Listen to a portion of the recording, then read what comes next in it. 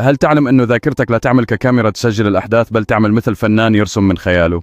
كل مرة تتذكر فيها موقفا، عقلك ما يسترجع نسخة أصلية بل يعيد تركيبه من جديد. مع الوقت يبدأ يضيف أو يحذف تفاصيل دون أن تشعر.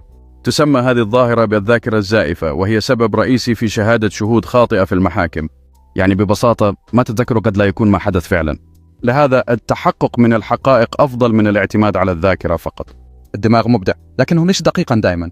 تذكر، بينما تملك ذكرياتك قوة إبداعية، يجب أن تكون واعيا لكونها ليس دائما دقيقة. فكر بعمق فيما تتذكره، فقد لا يكون كل ما في ذهنك حقيقيا. تقبل أن الذكريات يمكن أن تتغير، لكن هذا لا يقلل من قيمتها في تشكيل هويتك. كل قصة تحكيها هي إعادة خلق لتجربة عاشت، مما يجعل الذكريات جزءا من رحلتك. في كل مرة تسترجع فيها ذكرى تخلق نوعا من الفن الخاص بك. ذكرياتك ليس مجرد حقائق، بل هي قطع من فن الحياة اللي تشكل من تجاربك. تحمل كل ذكرى جزءا من مشاعرك وأفكارك، مما يخليها فريدة وشخصية.